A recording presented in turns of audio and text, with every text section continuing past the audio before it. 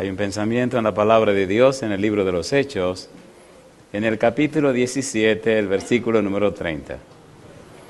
Hechos, capítulo 17, versículo número 30. Dice la palabra de Dios: pero Dios, habiendo pasado por alto los tiempos de esta ignorancia, ahora manda a todos los hombres en todo lugar que se arrepientan. ¿Podemos estar en pie para orar? Querido Padre Celestial, gracias por estar con nosotros en esta hora y gracias por la presencia y la compañía de los ángeles en nuestro medio. Gracias, Dios, por la bendición de su Espíritu entre nosotros.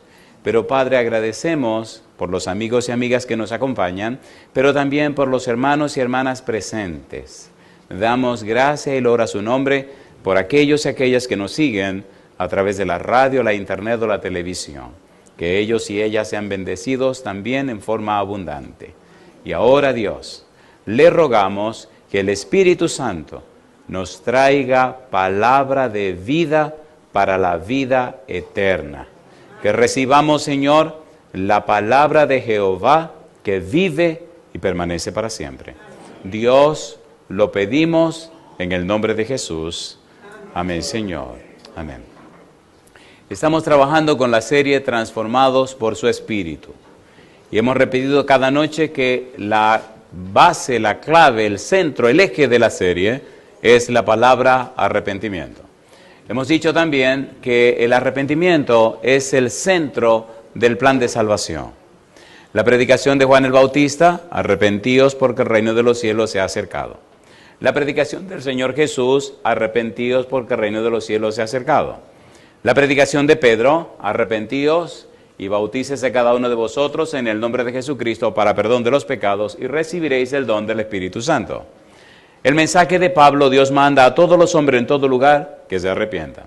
Y en Marcos 6:12 dice que los discípulos también predicaban el arrepentimiento. De modo que la clave de la experiencia cristiana es el arrepentimiento. Arrepentimiento significa un cambio de la mente, un cambio de los patrones mentales, cambio en las estructuras mentales. En realidad, el arrepentimiento es un milagro de Dios, porque la carne no puede heredar el reino de los cielos, porque Romanos 8:7, los designios de la carne no se sujetan a la ley de Dios, ni tampoco pueden. Sin embargo, en la palabra de Dios, 1 de Pedro 1:23, por la palabra de Dios recibimos una simiente incorruptible, y es en la palabra de Dios que recibimos el conocimiento de la persona de Jesús. Al recibir esa simiente incorruptible, 1 de Juan capítulo 3 versículo 9, esa simiente incorruptible no peca ni puede pecar. De modo que los cristianos tienen una simiente que heredaron de sus padres, corruptible, que no se arregla, y una simiente incorruptible que reciben de Cristo Jesús, que viene de lo alto, que no puede pecar. El cristiano entonces decide cuál de las dos simientes alimenta, o la que viene de los padres, o la que recibe de Jesús. Por tal razón, el arrepentimiento es un nuevo comienzo. Por eso dice a Pablo en 2 Corintios 5:17, de modo que si alguno está en Cristo, nueva criatura es, las cosas viejas pasaron y aquí todas son hechas nuevas. Jesús le dice a Nicodemo: tiene que nacer de agua y del Espíritu, porque el que no nace de agua y del Espíritu no puede entrar en el reino de los cielos. Se habla de un nuevo nacimiento, de un renacimiento. Ahora se nace a la vida espiritual. Nacimos de nuestros padres con toda la tendencia al pecado y ahora recibimos una nueva simiente del cielo. Pablo dice, 1 Corintios 15:22, en Adán todos mueren, mas en Cristo todos son vivificados. Y desde el versículo 45 en adelante, Pablo explica cómo nos parecemos a aquel que pertenecemos. Porque los que están en Adán se parecen a Adán, pero los que están en Cristo reflejan a Cristo. Es interesante cómo se hace el contraste, de manera que si usted es cristiano, se supone, se espera y debe ser que usted es una persona nacida de nuevo, una persona arrepentida, una persona convertida. Si usted es cristiano y no es convertido, bueno, resuelva ese problema, porque se espera, se supone que si usted es un cristiano, es una persona arrepentida, nacida de nuevo. El apóstol Pablo que el que está ahora y con quien estamos trabajando, nos explica el valor del arrepentimiento, no solo en su teología, sino en su experiencia personal. Hemos dicho que Pablo establece y acepta a Cristo como su Señor. Ya leímos Filipenses capítulo 2, donde Pablo dice que Cristo tiene un nombre que es sobre todo nombre. Significa que él acepta a Cristo como Señor. Hemos dicho también que Pablo parte del Salmo 110, versículo 1, donde dice, Jehová dijo a mi Señor, siéntate a mi diestra hasta que ponga tus enemigos por estrado de tus pies. Pablo establece toda una teología en ese pasaje, donde Cristo es Señor, reconocido por Dios. Ya hemos dicho, San Mateo 22, 51 y 56, que Cristo pregunta de quién es el Hijo del Cristo, y le responden, de David. Y entonces Cristo pregunta, ¿y cómo David en el Espíritu le dice, el Señor dijo a mi Señor, siéntate a mi diestra hasta que ponga tus enemigos por estrado de tus pies? Si es su Hijo, ¿por qué le llama Señor? Y entonces no lo pudieron contestar. Tomando en cuenta ese pasaje, descubrimos en la Biblia que Dios tiene 7 enemigos. Número 1, la maldad. Número 2, el pecado. Número 3, el diablo y sus demonios. Número 4, la muerte. Número 5, los reyes y príncipes, Salmo capítulo 2, que no quieren sujetarse a Dios ni a su ungido. Número siguiente, los judíos que crucificaron a Jesús. Y número 7, el hombre. De todos estamos trabajando con los judíos que crucificaron a Jesús y rechazaron a Jesús. El apóstol Pablo, en el libro de Romanos, establece toda una teología para explicar el problema de los judíos. Y ya empezamos a hablar de eso. Y hoy necesitamos ir un poquito más a fondo.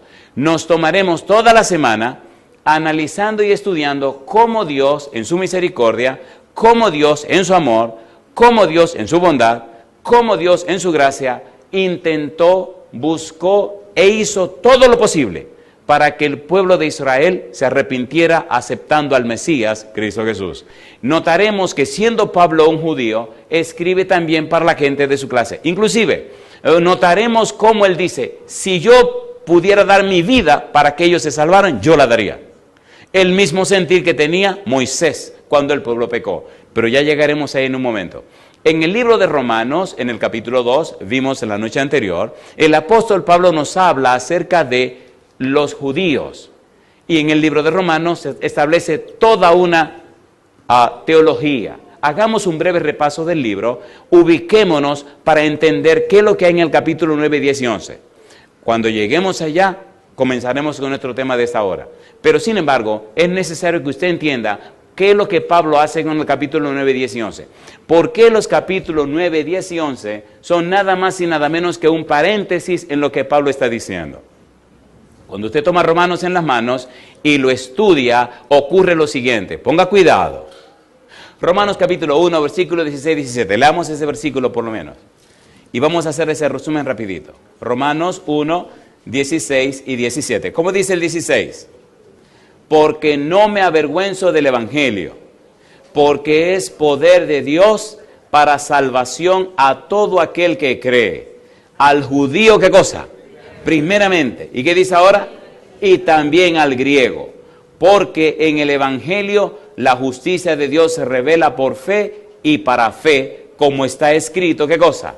Mas el justo por la fe vivirá. Mi pregunta, ¿está el Evangelio para que el judío se salve, sí o no?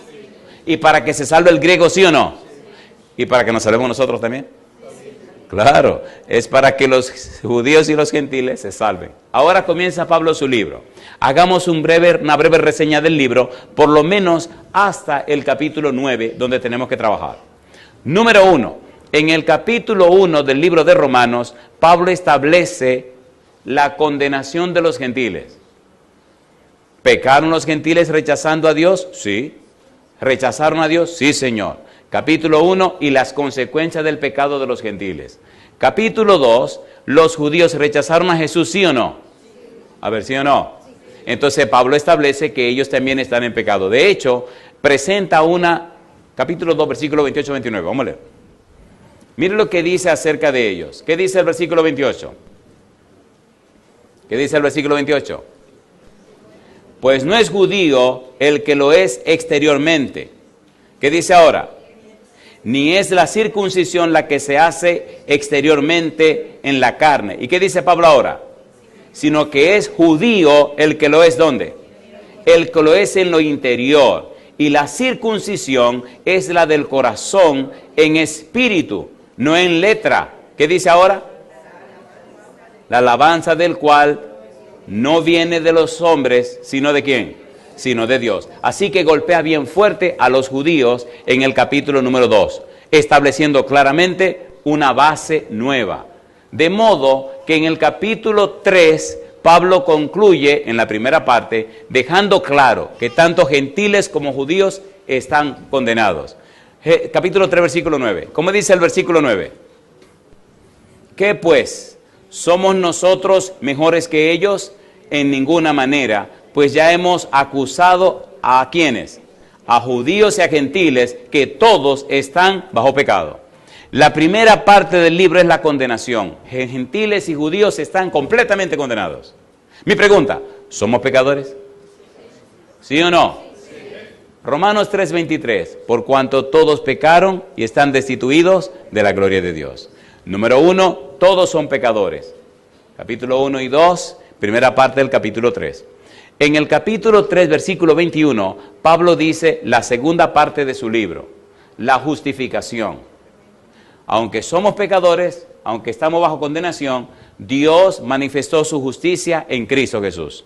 Ahora usted puede ser perdonado, justificado, reconciliado con Dios en Cristo Jesús. ¿Es así o no es así? ¿Es así o no es así? Y establece claramente 3 metáforas para hacernos entender que judicialmente, en asunto de esclavitud y en asunto del santuario, nosotros estamos reconciliados con Dios. En el capítulo 3, versículo 21 al 26, habla de 3 metáforas. Número 1, nos habla de justificados, una metáfora de los tribunales. Justificado significa declarado justo. Número 2, redención, una figura del mercado de esclavos. Y número 3, propiciación o expiación, una figura del santuario. Y más adelante vamos a encontrar en el capítulo 5 la palabra reconciliación, pero eso viene más tarde. ¿Qué estamos diciendo? Dios ganó, compró el derecho con la sangre de Cristo de perdonar tus pecados. Ahora tú puedes ser reconciliado con Dios en Cristo Jesús, sea judío o sea gentil. En Cristo alcanzamos salvación y vida eterna. ¿Tiene sentido o no tiene sentido? Número 1, todos estamos condenados porque somos pecadores, pero todos podemos ser reconciliados con Dios en Cristo Jesús. Número 3, entonces, dentro de la justificación, Pablo establece y presenta 2 pilares que recibieron toda su salvación por la fe. En el capítulo 4 habla de Abraham y habla de David. Y ellos recibieron la bendición por la fe, de manera que somos justificados por la fe. No porque somos buenos, sino por la fe en lo que Dios proveyó. Y quien Dios proveyó es Cristo Jesús. ¿Tiene sentido o no tiene sentido? ¿Tiene sentido o no tiene sentido? En el capítulo 5, Pablo dice, miren, nosotros somos débiles, somos impíos, somos pecadores y somos enemigos de Dios. Así que usted, como es débil, no tiene poder para salvarse usted mismo. Como es impío, no siente ni siquiera la inclinación por las cosas buenas. Como es un pecador, le falló al blanco, no atinó, no hizo lo que Dios quiere en sus lecciones y sus enseñanzas. Y usted es enemigo de Dios porque usted se coloca exactamente en el bando opuesto de Dios. Y yo le hago una pregunta, ¿es verdad o no es verdad? ¿Es verdad o no es verdad? ¿Sí o no? Y en el capítulo 5 establece Pablo también 4 formas de pecados. Número 1, somos pecadores porque fallamos al blanco de lo que Dios quiere. Número 2, somos pecadores porque nos pasamos de la parada. Número 3, somos pecadores porque pisamos en falso. Y número 4, somos pecadores porque desobedecemos a Dios, no escuchamos la voz de Dios, no aceptamos lo que Dios dice.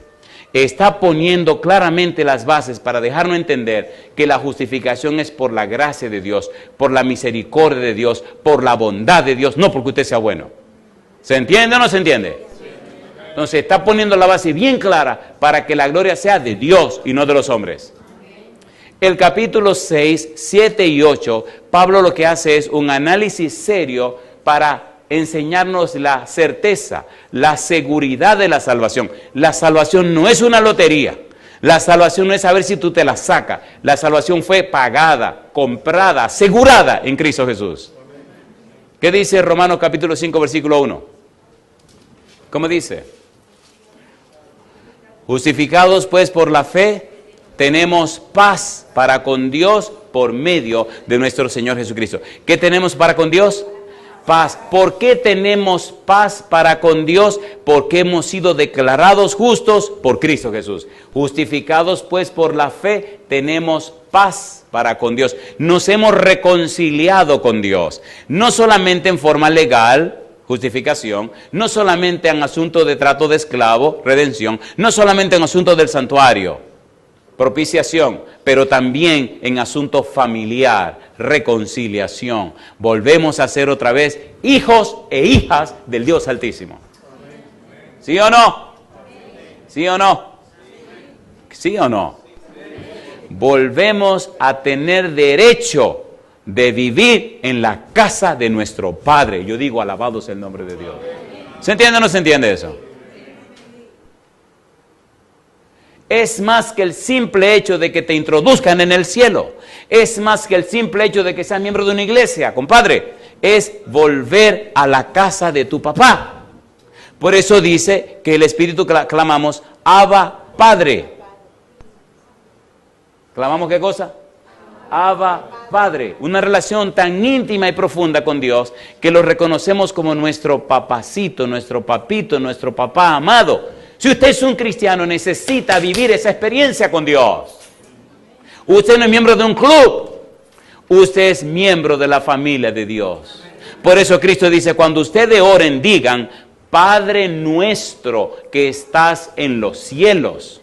¿No dijo, lo dijo Jesús o no lo dijo? A ver, ¿lo dijo o no lo dijo? ¿Nos ama Dios? ¿Sí o no? Mire la cruz. ¿Qué dice Juan 3:16?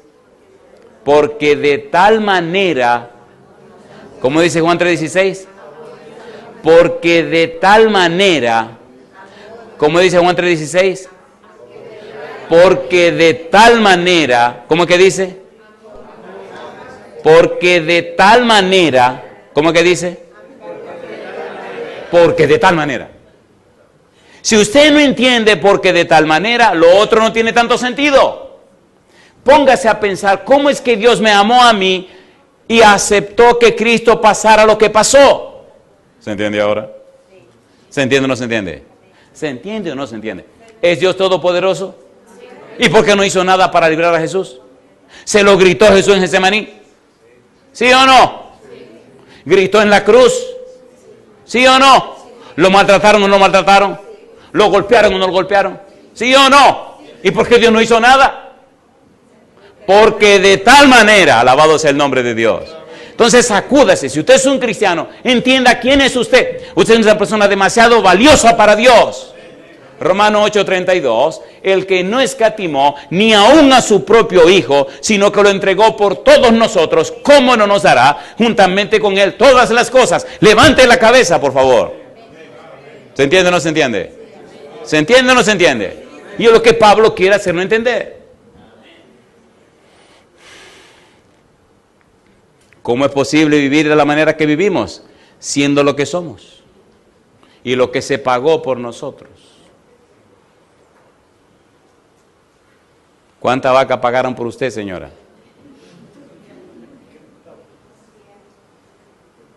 ¿Han visto la película de Johnny Lingo? ¿La han visto? La película de Johnny Lingo. Una isla donde cuando usted se iba a casar con una muchacha tenía que pagar la dote matrimonial. Y si por usted daban una vaca, usted era una mujer muy valiosa. Y Johnny Lingo pagó 8 vacas por Mahana. Así que Mahana era la mujer más valiosa de toda la isla. Mi pregunta, ¿cuánto pagó Dios por usted? La sangre preciosa de su Hijo Jesucristo. ¿Usted es valioso o no es valioso? Entonces levante la cabeza. Capítulos 6, 7 y 8. Pablo nos asegura, nos presenta la certeza y la seguridad de la salvación. En el capítulo 8, versículo 1, ¿cómo dice? Ninguna condenación hay, ¿para quiénes? para los que están en Cristo Jesús, los que no andan conforme a la carne, sino conforme al Espíritu. En conclusión, Pablo nos presenta la condenación, la justificación y ahora la certeza de la salvación. Y entonces hace un paréntesis. Y ahí es donde tenemos que trabajar. ¿Estamos listos? Capítulo 9, capítulo 10 y capítulo 11 abre un paréntesis. La palabra clave de este paréntesis es la palabra misericordia. Pero el paréntesis se abre y Pablo lo hace para tratar el caso de los judíos. El caso de la nación judía a la que él pertenece. Pienso que estamos listos para entrar en el estudio. ¿Estamos listos? ¿Seguro que estamos listos? Déjeme hacer una pregunta, un par de preguntas. Pregunta número 1. ¿Es verdad que judíos y gentiles somos pecadores, sí o no? Sí. ¿Es verdad que estamos bajo condenación, sí o no? Sí. Número 2. ¿Es verdad que Cristo vino a la tierra para mostrar la justicia de Dios? Sí. ¿Murió Cristo por los pecadores? Sí. ¿La sangre de Cristo nos puede limpiar de todo pecado? ¿Podemos ser reconciliados con Dios a través de Cristo? ¿Sí o no? Sí. Es bueno entender el valor y el significado de la palabra justicia. La palabra justicia que aparece en Romanos no es la palabra justicia que viene de los griegos. Es la palabra justicia que viene de Dios. Cuando usted va a un tribunal y ve la figura de la justicia, ¿qué es lo que usted ve? Una mujer. ¿Cómo tiene los ojos? Vendados. ¿Qué tiene en la mano izquierda? Una balanza. ¿Y qué tiene en la mano derecha? Una espada. Esa es la imagen justicia de los griegos. Pero perdone, espérese. La Biblia no es cuestión de griego. La Biblia es la palabra de Dios. Pero la figura de justicia de los hebreos, de los judíos, la que Dios mostró, también es una mujer, pero no tiene vendas. Es una mujer, pero no tiene espada. Es una mujer, pero no tiene balanza. La muestra o la figura de la justicia judía es una mujer que con la mano izquierda se inclina a levantar a una persona que fue dañada. Y con la otra mano enfrenta al que le hizo daño. ¿Se acuerdan lo que hizo Dios con los egipcios? Rescató a su pueblo esclavo, ¿sí o no? Lo levantó a los esclavos. ¿Y qué hizo con la derecha? Agolpeó a los egipcios y acabó con todo el mundo, ¿sí o no? A ver, ¿sí o no? La justicia de Dios se manifestó redentiva o redentora, salvadora para el pueblo que fue dañado, pero punitiva, castigadora y destructora para el que hizo daño. ¿Es así o no es así? ¿Es así o no es así? ¿Sí o no? Con los antediluvianos, rescató Dios a Noé, a su esposa y a sus hijos. ¿Y qué hizo con el resto? Los arregló. ¿Se entiende la figura? Sodoma y Gomorra, sacó a Lot. ¿Sí o no? Sacó a de las hijas de Lot. ¿Y qué hizo con Sodoma y Gomorra? La quemó. Cuando Cristo venga por segunda vez, ¿rescatará a su pueblo? ¿Se lo llevará al cielo? ¿Y el resto que se quede, qué le va a pasar? ¿Lo va a quemar? Usted sabrá dónde va a estar, querido, o a la derecha o a la izquierda. Cuando Él venga habrá dos grupos, ovejas y cabritos. Asegúrese hoy de ser una oveja. Porque si usted es cabrito, usted está mal parado. Mal parado. Y yo pregunto, ¿nos estamos entendiendo? Seguro que nos estamos entendiendo. Romanos capítulo 9. En Romanos capítulo 9, capítulo 9, 10 y 11, Dios quiere salvar a Israel. En los capítulos 9, 10 y 11, Dios está empeñado y Pablo nos presenta, número 1, las bases de la salvación. Número 2, el propósito de la elección de Dios. Número 3, la infidelidad del Israel incrédulo y lamentablemente no acepta a Dios y enfrenta la infidelidad del Israel incrédulo versus la fidelidad de Jehová.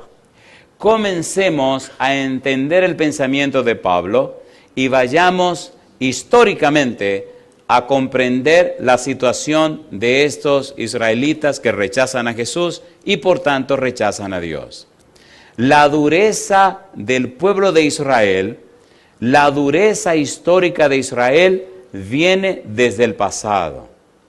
Veamos en la Biblia cómo se plantea esto, antes de entrar a la experiencia que Pablo nos quiere relatar en el libro de Romanos capítulo 9, 10 y 11.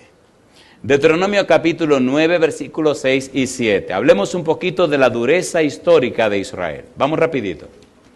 Recuerde que estamos entendiendo esas personas que rechazaron a Jesús. Deuteronomio capítulo 9, versículo número 6 y 7. ¿Cómo dice el verso 6? Dice el versículo 6, por tanto, ¿qué cosa? Sabe que no es por tu justicia que Jehová tu Dios te da esta buena tierra para tomarla, porque pueblo duro de cerviz eres tú. ¿Y qué dice ahora? Acuérdate, no olvides que has provocado la ira de Jehová tu Dios en el desierto, desde el día, ¿qué cosa dice? Que saliste de la tierra de Egipto hasta que entraste, ¿dónde? En este lugar. Habéis sido rebeldes a Jehová. Mi pregunta, ¿era histórica su dureza, sí o no? A ver, ¿sí o no? ¿Sí o no? ¿Sí o no? Lo que Pablo nos va a presentar en Romanos no es nada nuevo, pero debemos entender de dónde comienza el problema. Ahora, yo le hago una pregunta a usted. ¿Verdad que Dios ha estado llamándole muchas veces y usted se hace el duro o la dura? ¿Sí o no? Tenga cuidado. Porque Jehová insiste, insiste, insiste, pero cuando dice se acabó, se acabó. No juegue con la misericordia de Dios. Si oyere hoy su voz, no endurezca vuestro corazón como en la provocación. Un pueblo de dura cerviz. Versículo 13. ¿Cómo dice el verso 13? Y me habló Jehová diciendo, he observado a ese pueblo. ¿Y qué dice? Y aquí que es pueblo de dura cerviz. Un pueblo con un corazón duro. Versículo 24. ¿Qué dice el verso 24? Rebeldes habéis sido a Jehová desde el día que yo os conozco. Ay, mamá. ¿Eran duros o no eran duros? Bueno, déjeme hacer un pequeño paréntesis aquí. ¿Usted cree que es sabio ser duro con Dios? ¿Usted cree que es sabio ser cabezadura con Dios? ¿Usted cree que es sabio rechazar a Dios? ¿Usted cree que es sabio huir de Dios? A ver, no. Si usted tiene que arreglar sus cosas con Dios, arréglelas ya mismo. Y no la deje para después ni para mañana. Versículo 27. ¿Cómo dice el verso 27? Acuérdate. ¿De quién? Acuérdate de tu siervo Abraham, ¿qué hizo? Isaac y ¿quién más? Y Jacob. No mires. ¿A qué cosa? A la dureza de este pueblo. ¿Y qué más? Ni a su impiedad, ni a qué más, ni a su pecado. Yo pregunto, ¿Moisés sabía con qué pueblo estaba bregando? ¿Sí o no? ¿Sí o no? Sin embargo, Dios seguía usando su misericordia. Sin embargo, Dios seguía detrás del pueblo, ¿o no? ¿Sí o no? Y Dios seguía, y Dios seguía, y Dios seguía, y Dios seguía, y Dios insistía, y Dios insistía, y Dios insistía, y Dios insistía. Todo por su misericordia. Y yo le pregunto, ¿verdad que Dios ha seguido insistiendo con usted? ¿Y con usted también? Hay personas que tienen años huyendo de Dios. Hay personas a las que Dios ha buscado por mucho tiempo. Y hay personas a las que Dios ha encontrado. Hay una serie que grabamos en Argentina, en la ciudad de Santa Fe, que se llama Dios te busca. Cuando usted lee la Biblia, descubre que siempre es Dios que busca al pecador. Nunca es el pecador que busca a Dios. Siempre es Dios que busca al pecador. ¿O no? Y a veces Dios busca tanto al pecador que aún en el último momento Jehová insiste. El señor Almonte se estaba muriendo. Había que hacerle un trasplante de riñón y no consiguieron riñón. Así que él pidió que lo visitara un pastor de la iglesia adventista. No había ningún pastor de la iglesia adventista en toda la ciudad. Era un fin de semana y todos los pastores habían salido como a 3 horas del lugar a un retiro ministerial. Pero apareció un negro que regresaba de un viaje que había hecho ese domingo y acaba de llegar a la casa cansado, hambriento, con deseo de darse un baño, comer y dormir, porque venía de hacer una campaña en algún lugar. Llegamos del aeropuerto Le dije a mi esposa, mi negra, ponme la comida, yo me voy a bañar, pero yo tengo un hambre y después que como yo lo que quiero es dormir. Así que me bañé y empecé a comer. Suena el teléfono. Y levanto el teléfono y la persona del otro lado me dice, ¡qué bueno que lo encontré! Digo, ay mamá. Y le digo, ¿cómo le puedo servir? Y se le había orado a Dios encontrarlo. Digo, ¿cómo le puedo servir? Me dice, ¿sabe que hay un señor que se está muriendo en el hospital? Allá le dicen clínica al hospital. Y está pidiendo urgente un pastor, y fue específico, un pastor de la iglesia adventista, que venga a hablar con él, porque ya le dijeron que se muere esta tarde. Y yo le había orado, dice la señora, encontrarlo a usted. Le digo, bueno, pero dice, sí, yo sé que todos los pastores están en el retiro ministerial. Le digo, ¿qué le hizo a usted pensar que yo no estaba en el retiro ministerial? Dice, nada, yo le oré a Dios y me dijo, llama. Digo, pues nos vemos en la clínica Coromina. Sí, pues ahí nos vemos. Solté el tenedor y me fui corriendo porque ese tipo se está muriendo, compadre. Y usted se queda comiendo, va a pasar el resto de su vida recordando esa comida. ¿O no? Dije, no, yo no quiero recordar el resto de mi vida. Me fui corriendo al hospital. Cuando llegué, efectivamente el señor se estaba muriendo. Tenía las manos negras. ¿Cómo es la misericordia de Dios? Me preguntó, ¿usted es pastor de la iglesia adventista? Sí. ¿Me puede enseñar su credencial? Qué exigente. Saqué la cartera y se la mostré. La miró, se sonrió, me la pasó y empezó a llorar. Me dice, yo conocí el mensaje cuando era un adolescente. Y dije que era muy joven para entregarme al Señor. Y le dije a Dios, yo voy a trabajar duro, voy a ganar dinero, me voy a hacer rico y después voy a venir a la iglesia. Quiero tener muchos animales, muchas vacas, muchos terrenos, y después que sea rico yo vuelvo a la iglesia. Me dice, me ocupé tanto trabajando y metido en las fincas que no tiene tiempo ni de beber agua. Y a veces el agua que conseguía era agua de esos pocitos que cae de la lluvia.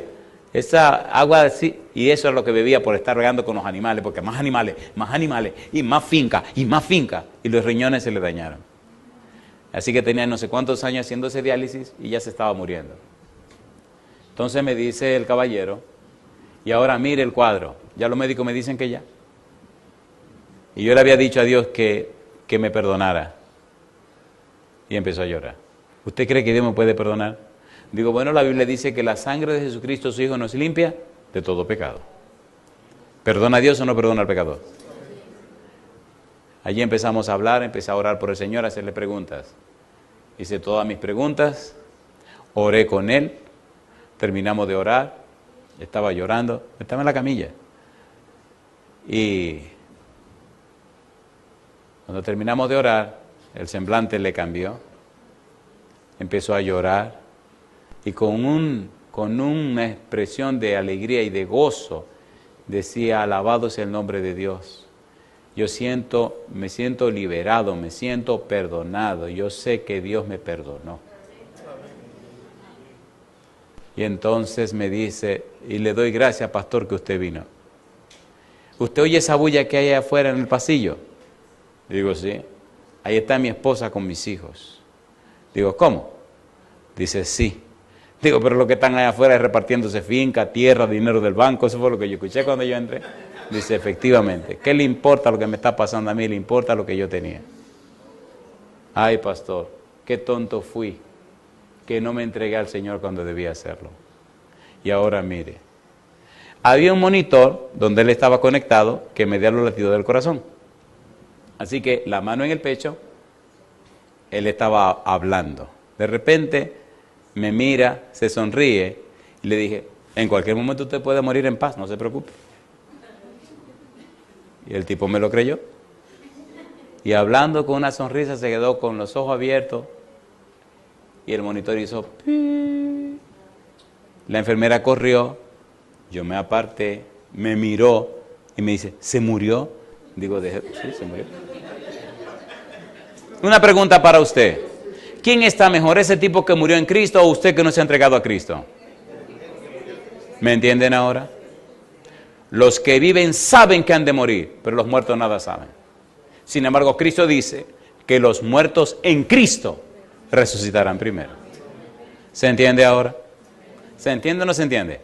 A pesar de la dureza de Israel, Dios insistió en que el pueblo entendiera, en que el pueblo se recuperara. Dios insistió en buscar al pueblo. Dios no solamente insistió sobre los judíos, Dios escoge a todos. Dios quiere que todos se salven. Aunque Pablo nos explica todo lo que Dios hizo para que los judíos se salvaran, a pesar de lo que Pablo nos dice con relación a lo que Cristo hizo para rescatarlo a ellos, Jesucristo dice: Jerusalén, Jerusalén, que matas a los profetas y apedreas a los que te son enviados, ¿cuántas veces quise juntarte a ti como la gallina junta a sus polluelos debajo de sí y no quisiste? ¿Insistió Dios o no insistió? ¿Sí o no? ¿Le envió los profetas? Sí, le envió los profetas. Y después de todo viene el mismo Dios. ¿Y qué hacen con el Señor? Lo crucifican. Génesis 3:15. Adán y Eva pecan y Dios viene a presentar el Evangelio en cierne, el protoevangelio, el Evangelio en sus comienzos. ¿Qué dice Génesis 3:15? Dice el 15: y pondré enemistad entre ti y la mujer, y entre tu simiente y la simiente suya. Esta te herirá en la cabeza y tú le herirás, ¿dónde? En el calcañar. ¿Quién es la simiente de la mujer? Cristo Jesús. ¿Vino Cristo solo por los judíos o vino por todos los seres humanos? Todos los seres humanos. Si usted se resiste, como se resistieron esos judíos, usted terminará mal. Mire lo que dice la Biblia en Hechos capítulo 2, versículo 23. Me gusta cómo Dios pone las cosas claras en su palabra. Y vamos a aterrizar. ¿Qué dice Hechos capítulo 2, versículo 23? Hechos capítulo 2, versículo 23. ¿Qué nos dice el apóstol Pedro? ¿Cómo dice? Hechos 2, 23. Dice el apóstol Pedro, ¿qué cosa? A este entregado por el determinado consejo y anticipado conocimiento de Dios, ¿qué dice? Prendisteis, ¿y qué más? Y matasteis por manos de inicuos crucificándole. Yo le pregunto, ¿sabía Dios lo que le pasaría a Jesús, sí o no? Sí. ¿Estaba Dios de acuerdo en que Cristo pagara el precio del pecado, sí o no? Sí. ¿Estaba muriendo Cristo por todos los seres humanos, sí o no? Sí. Entonces la salvación es para todos. Cristo viene a morir por todos. Cristo viene a sacrificarse por todos. Capítulo 3, versículo 18. Como dice Hechos 3, 18. Pero Dios ha cumplido así lo que había antes anunciado por boca de todos sus profetas. ¿Qué dice? Que su Cristo había de padecer. Alabado sea el nombre de Dios. No solamente por los judíos, sino por ti también. Y por usted también, querido y querida que me está escuchando, me está mirando, está en cualquier lugar de la tierra. Cristo murió por usted. Mi pregunta, ¿cuál es su respuesta a Dios? ¿Quién es el que está empeñado en que los hijos regresen a la casa? Dios. ¿Quién fue el que envió a los profetas? Dios. ¿Quién fue el que se hizo hombre y vivió entre nosotros? Emanuel. ¿Qué significa Emanuel? Dios con nosotros. ¿Quién lo derramó y lo dio todo? Dios. Mi pregunta, ¿por qué usted se hace tan resistente? ¿Tiene sentido o no tiene sentido? ¿Tiene sentido o no tiene sentido? Capítulo 3, versículo 19. ¿Cómo dice Hechos 3, 19? Así que, ¿qué cosa? Arrepentíos. ¿Y qué más? Y convertíos. ¿Para qué? Para que sean borrados vuestros pecados, para que venga de la presencia del Señor. ¿Qué cosa viene? Tiempo de refrigerio. Es una pregunta. ¿Hay alguien en este lugar, en este momento, alguna persona que sabe que necesita arrepentirse? ¿Hay por lo menos una persona? ¿Puede levantar su mano, por favor? Alabado sea el nombre de Dios. Si usted sabe que necesita arrepentirse, déjese de estar poniéndose difícil. A Dios le costó todo. No escatimó ningún esfuerzo. Esto no es un juego a la religión. Es un asunto de principios. La salvación del ser humano le costó a Dios todo lo que Dios tenía. Y si usted se entrega a Cristo, le costará todo lo que usted tiene. ¿Y qué es lo que usted tiene? Nada. Cosa linda, mamá. ¿Qué es lo que le damos al Señor cuando nos entregamos a Él? Un corazón sucio y lleno de pecado, ¿o no? Una vida malograda de pecado. Eso es lo que le damos a Dios. Y sin embargo, Él dice, la sangre de mi Hijo te limpia de todo pecado. Póngase en pie conmigo si usted sabe que necesita ser una persona arrepentida. Póngase en pie, no tenga ningún miedo. Me gusta ese versículo porque dice, así que, ¿qué cosa dice Pedro? Arrepentíos y ¿qué más? Y convertíos para que sean borrados vuestros pecados, para que vengan de la presencia del Señor. ¿Qué cosa dice? ¿Tiempo de qué? De refrigerio. Y mire ahí mismo en el capítulo 4, el versículo 27 y 28, lo que dice la Biblia. La Biblia es maravillosa. ¿Qué dice el verso 27? Hechos 4, 27. Porque, ¿qué cosa? Hechos 4, 27. Porque verdaderamente, ¿qué dice? Se unieron en esta ciudad contra tu santo Hijo Jesús. ¿Y qué más? A quien ungiste. ¿Quiénes se unieron? Herodes y Poncio Pilato con los gentiles y el pueblo de Israel. ¿Se unieron o no se unieron? ¿Y se unieron contra Cristo, sí o no? ¿Lo sabía Dios? ¿Por qué no lo impidió? No había otra manera de salvarte a ti y salvarme a mí. La única forma de salvarnos era pagando un precio. ¿Cuál era el precio? La sangre de Cristo Jesús. Y yo le hago una pregunta a usted. Mi pregunta, ¿merece Dios que usted le ame a Él como Él le amó a usted? Ese es el punto, queridos. Eso es lo que estamos predicando. Eso es lo que queremos decir. ¿Qué dice el versículo siguiente? Capítulo 4, versículo número 28. ¿Qué dice el verso 28? Para hacer cuanto tu mano y tu consejo habían antes determinado, ¿qué cosa dice? Que sucediera. ¿Cómo?